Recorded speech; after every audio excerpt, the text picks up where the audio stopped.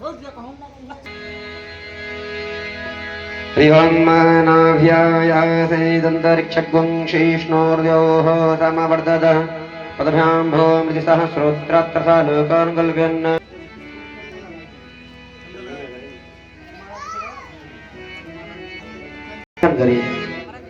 नमोऽस्तु ते व्यासविशालबुद्धे फुल्लारविन्दयतपत्रनेत्रः येन त्वया भारततैलपूर्णः प्रज्वालितो ज्ञानमयप्रदीपः।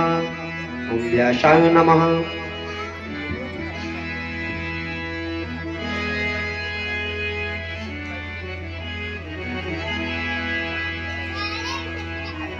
कृष्ण